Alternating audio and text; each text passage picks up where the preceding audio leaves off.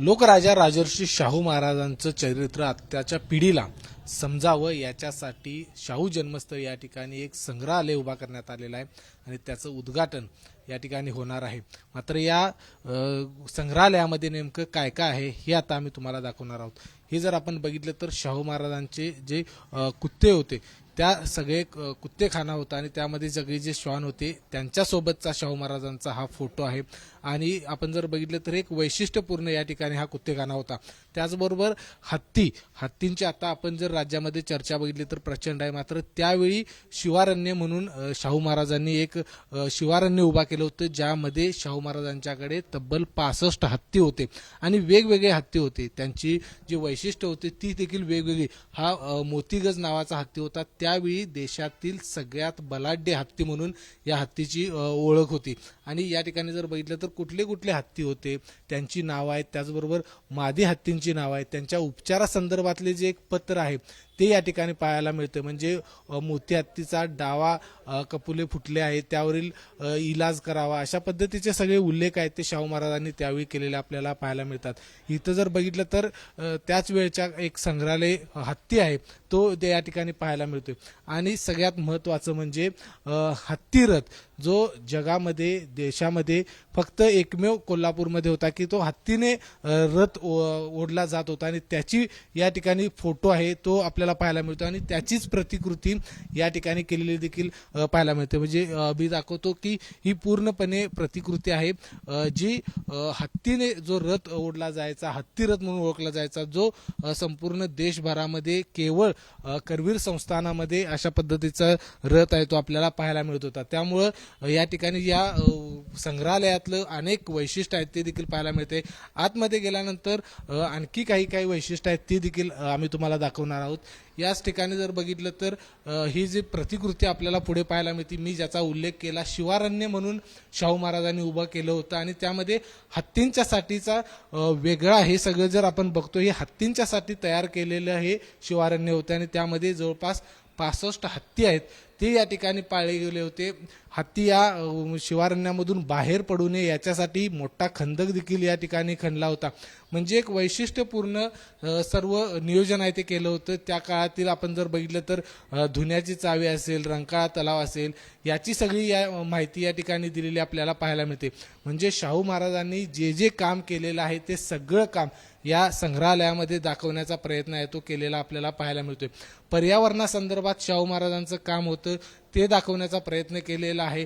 त्यावेळी जर आपण बघितलं तर कोल्हापूरमध्ये चहाची क्रांती म्हणजे चहाचे मळे होते कोल्हापूरमध्ये हे देखील आपल्याला आश्चर्य वाटेल मात्र त्यावेळी ते होते आणि त्याच्यासाठी विशेष प्रयत्न आहे ते देखील केले होते। आणखी एक वैशिष्ट्यपूर्ण मी माहिती सांगतोय हे जे पोळा आहे ते त्यासाठी म्हणजे पहिल्यांदा शाहू महाराजांनी मधपालनासाठीचं काम आहे ते केलेलं आपल्याला पाहायला मिळतं आणि त्यासाठी परदेशातून मोठी जी बी आहे ती या ठिकाणी आणली होती आणि त्याच्यानुसार या ठिकाणी मधपालनाचे जे धडे आहेत ते देखील शाहू महाराजांनी दिले होते। म्हणजे अतिशय वैशिष्ट्यपूर्ण राजा ज्या राजाला पुढच्या अनेक वर्षांचं या ठिकाणी विकास आहे तो डोळ्यासमोर दिसत होता ते या ठिकाणी आपण दाखवतोय।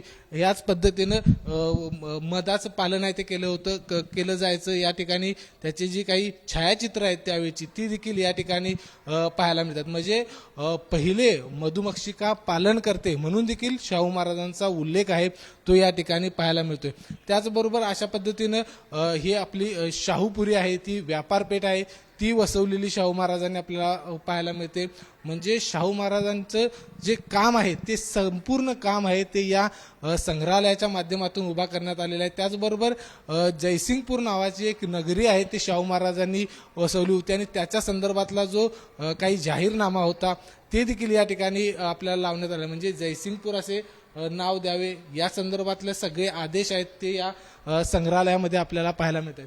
म्हणजे शाहू महाराजांनी जे जे काम केलेलं आहे ते संपूर्ण काम आहे ते दाखवण्याचा प्रयत्न केला आहे। या ठिकाणी आपण जर बघितलं तर शेतकऱ्यांसाठीचा हा सगळ्यात खूप महत्त्वाचा आहे। म्हणजे हे जे सगळे करवीर संस्थानातील ज्या तोफा होत्या ज्या तुटलेल्या तोफा होत्या त्या सगळ्या तोफा या किर्लोस्करांच्याकडे दिला आणि किर्लोस्करांना सांगितलं की यांच्यामधून शेतकऱ्यांसाठीचे नांगर आहेत ते तयार करा आणि तोफांचे नांगर या ठिकाणी करून घेतले. म्हणजे शेतकऱ्यांसाठी किती दूरदृष्टी शाहू महाराजांची होती हे या माध्यमातून आपल्याला लक्षात येते. इकडे जर बघितलं तर इथून पुढे शाहू महाराजांनी शिक्षणावरती जे काही काम केलेलं आहे, वसतिगृहांसाठी जे काम केलेलं आहे ते देखील दाखवण्याचा प्रयत्न आहे तो या एका दालनामध्ये केलेला आपल्याला पाहायला मिळतोय. म्हणजे शाहू महाराजांनी शिक्षणासाठी खूप मोठे प्रयत्न केलेले आहेत. अनेक शिक्षण तज्ज्ञांना या ठिकाणी शिक्षणासाठी मदत केलेली आहे. त्यावेळी कोल्हापूरमध्ये शाहू महाराजांनी प्रत्येक जातीनिहाय या ठिकाणी वसतिगृह आहेत ती उभा केली.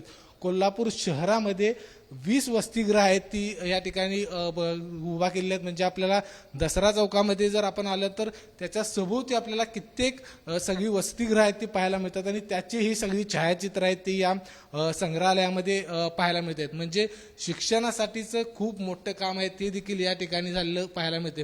त्याचबरोबर स्त्रियांसाठी समानतेचा हक्क देणारा क्रांतिकारी राजा म्हणून देखील शाहू महाराजांची ओळख या ठिकाणी आहे आणि ती सगळी माहिती या संग्रहालयाच्या माध्यमातून देण्याचा प्रयत्न आहे तो होताना आपल्याला पाहायला मिळते. इकडे जर आपण बघितलं तर शाहू महाराजांची दुर्मिळ जे काही पत्र आहेत, पत्रव्यवहार केलेले आहेत ते, त्याचबरोबर जे जाहीरनामे आहेत त्याचा उल्लेख आहे तो या सगळ्या संग्रहालयामध्ये केला आहे. कारण वेगवेगळ्या वसतिगृहांना वेगवेगळे आदेश आहेत ते दिलेले आहेत. कारण गोरगरिबांची मुलं ही शिकली पाहिजेत आणि मोठी झाली पाहिजेत याच्यासाठीचा शाहू महाराजांनी प्रयत्न केले होते आणि ती सगळी माहिती या ठिकाणी पाहायला मिळते. शाहू महाराजांनी त्यावेळी स्वतः खर्च करून या ठिकाणी रेल्वे आणली होती. म्हणजे कोल्हापूर सारख्या, करवीर संस्थांसारख्या दुर्गम भागामध्ये त्या काळी रेल्वे येणं हे शक्य नव्हतं. मात्र तरी देखील आपल्या संस्थानामधील पैसा आहे तो खर्च करून शाहू महाराजांनी या ठिकाणी रेल्वे आणली. एबीपी माझा, उघडा डोळे बघा नीट.